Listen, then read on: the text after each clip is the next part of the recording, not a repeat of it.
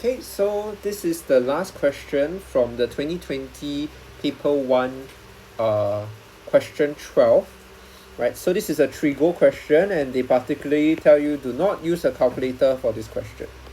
Okay, first question is a proving question, so I have my formula sheet right here, right?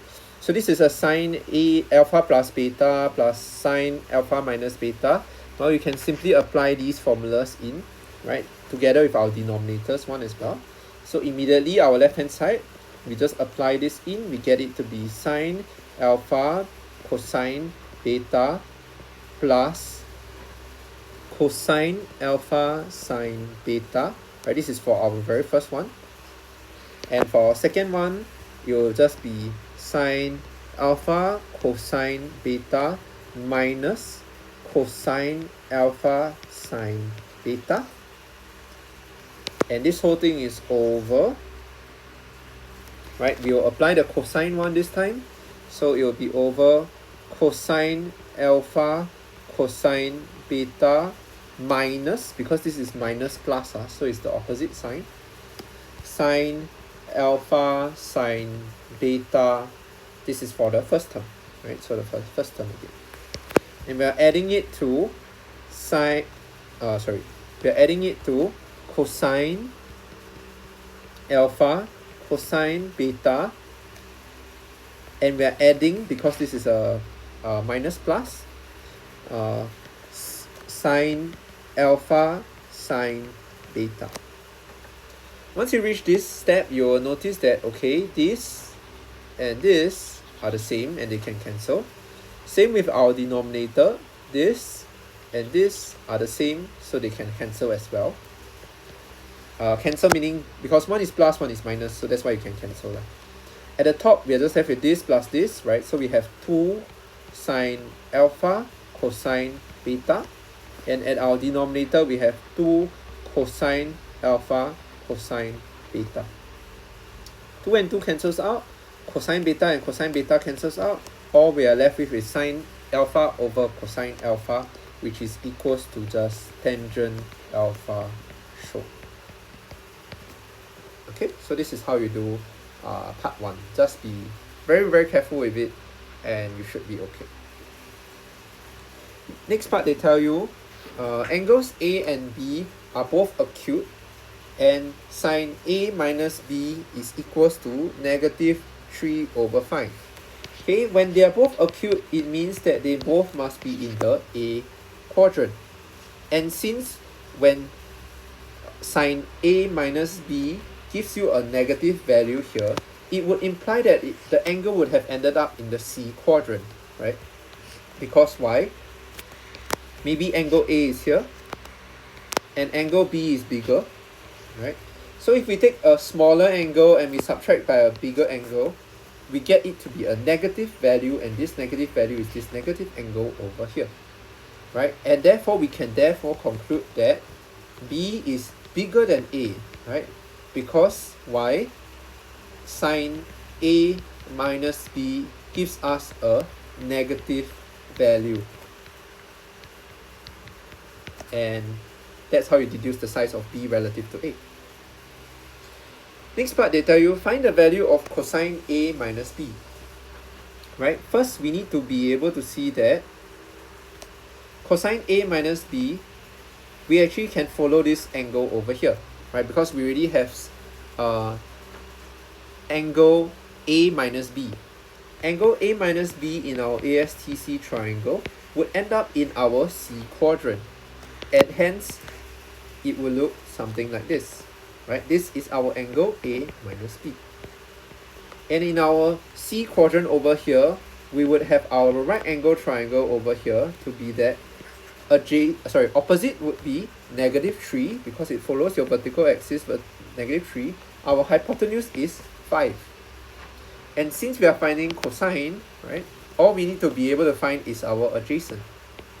And our adjacent would be just simply square root 5 square minus our hypotenuse minus our opposite, right? And you will get this to be square root 25 minus 9, which is just square root 16, which we will get it to be 4. This is a very popular 3, 4, 5 triangle. And lastly, you can just conclude by saying that cosine A minus B is thus equals to our adjacent, which is 4 over 5. And the sign is dependent on which quadrant that we are in. And since we are in the C quadrant, this value would be positive. So therefore, cosine A minus B is just 4 over 5. Okay? And the next one, they tell you that given that cosine A plus B is equals to 7 over 25 and that tangent A plus B is equals to 24 over 7, state the value of sine A plus B. Well, here you need to be able to see that they have given you tangent A plus B, and tangent is the same as saying that it is sine A plus B over cosine A plus B. Right? Because tangent is just sine over cosine. So if I want to find sine A plus B, all I do is just take tangent A plus B multiplied by cosine A plus B, which is just basically 24 over 7 times 7 over 25. And I get my answer to be 24 over 25. Okay, should be quite straightforward over here. And part 5, they tell you, using the identity from part 1, show that tangent A is equals to 1 over 3. Okay, let's take a look at our identity from part 1. They tell you that tangent A is equals to this whole thing. Right? So let's first copy this whole thing down first. Tangent A, right, in this case, I'm replacing the A with the alpha, is equals to, it was sine A plus B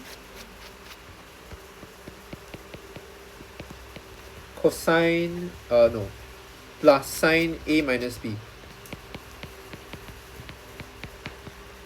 And afterwards we have cosine A plus B minus, is it minus? No, it's also plus. Plus cosine A minus B. And over here, we do actually have most of our values from the earlier parts already, right? Because why? You see, sine A plus B is over here, right? This is over here. Cosine A plus B is also over here, right? Cosine A minus B, we actually have it from the previous part, which is over here, 4 over 5, right? 4 over 5. And lastly, for our sine A minus B, we also have it over here. So all you need to do is just substitute all these numbers in. So one by one, right? 24 over 25 plus sine A minus B was negative 3 over 5. Okay, here is 7 over 25 plus 4 over 5 that we found from part 3. Oops, sorry. And because this question doesn't allow you to use a calculator, you will have to show your working intermediately, right? So over here, I'm going to split this division to become 24. Sorry, let me write it below. Right. So it will become 24 over 25. Okay, this one I multiply by 5, I multiply by 5. My numerator becomes minus 15. So 24 minus 15 over 25. And this whole thing is dividing by this denominator over here. Multiply by 5, multiply by 5. Right, I basically get 27 over 25. And here I need to do a bit of e-math flipping, where this thing, sorry, let me write this up here. Okay, this thing is equals to 9 over 25 times 25 over 27. And you will simplify this to give you 9 over 27, which can be simplified further into just 1 over 3. Sure. Okay, so don't need to go and use your formula or anything to go and identify it. Make sure you check your previous parts whether or not you have all these values. And the very last part to this question, they tell you, hence find the exact value of tangent B. Right? So from earlier, we have our tangent A plus B. Right? Our tangent A plus B is equals to our, let me use a different color. Our tangent A plus B is equals to our 24 over 7. Right? This identity over here. I'm going to be using this in the next part. Right? Because they want us to find tangent B. So tangent A plus B is equals to 24 over 7. Right? And from your formula sheet, there is something for our tangent A plus B. Right? If you see over here, let me copy this. Right?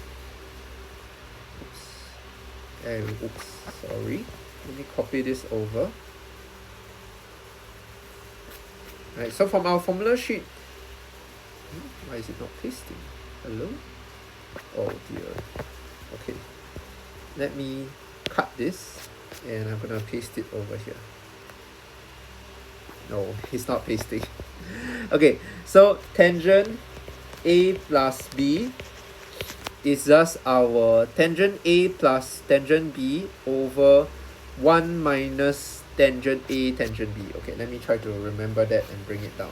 So tangent A plus B is also the same as tangent A plus tangent B over 1 minus tangent A tangent B. Okay, so let me double check this. From our formula sheet, tangent A plus tangent B, because this is plus plus, right? This will be 1 minus tangent A tangent B. Tangent A plus tangent B over 1 minus tangent A tangent B. Okay, so this equals to 24 over 7. And here is a bit like E-math. We're just going to be cross multiplying and simplifying. And because you know the value of tangent A from here, right? We know it from here. So we need to substitute this tangent A value in, right? So to cross multiply this, it will become 7. We know our tangent A was 1 over 3. So I'm going to write it as 1 over 3. Tangent B, right, is equals to 24 multiplied by this whole thing, right? So I'm just going to rainbow it in immediately. Minus 24 tangent A tangent B. Right, over here you're going to get it to be 7 over 3 plus 7 tangent B is equals to 24 minus 24. This tangent A, I forgot to sub it in, but we can sub it in over here. So it's again 1/3 tangent B, right? And then we're just going to simplify everything, right? So 7 over 3, I'm going to move the 24 over, minus 24 is equals to, sorry, I don't want to move this over. I want to move to the other side.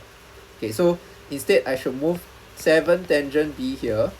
And this thing, I'm going to move it to my left hand side. So 24 times 1/3, I get 8.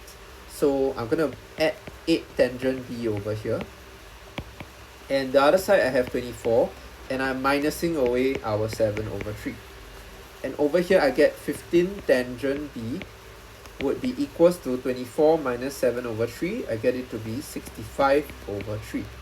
And last but not least, my tangent B would just be equals to 65 over 3 divided by 15, which would just give me 13 over 9. And this is my final answer. Okay, so summary for this question. Part 1 is your proving, just applying your formulas and then simplifying from there. Should be quite straightforward, should be very doable. Okay, part 2 would require your ASTC knowledge to be strong to be able to determine that sign in your fourth quadrant is negative. So that part is important. And from that, you will be able to deduce that this is bigger than this is smaller. Right, that's how we get a negative angle. And then for part 3, you would need to utilize this angle that we have established to be our A minus B to be as such in our C quadrant. And from that, you'll be able to see your Picasso or your Pythagoras theorem to be able to find your other side, which is your adjacent. From your adjacent, you're able to find your cosine value. And in this case, cosine is positive since we are in the C quadrant. The next part required you to utilize your tangent sine cosine relationship to just easily find your sine A plus B. And subsequently, using all the parts that you have done before to find our tangent A, which actually here is a bit tricky. You will need to know that you're just supposed to look at all the previous parts, meaning to say your sine A plus B is just this value, my cosine A plus B is just this value, and we are just subbing in values from all the other parts previously. And lastly, for our tangent B, we will need to utilize our double angle formula, or our addition formula, sorry, for our tangent A plus B to help us find our tangent B value. And this is just more of making of the subject. And since we know that tangent A is just 1/3 from our previous part, that's why it's a hence question, you will just substitute all these values in. And from that, you will be able to find your answer for tangent B. Okay, so that is all for the paper 1. And yeah.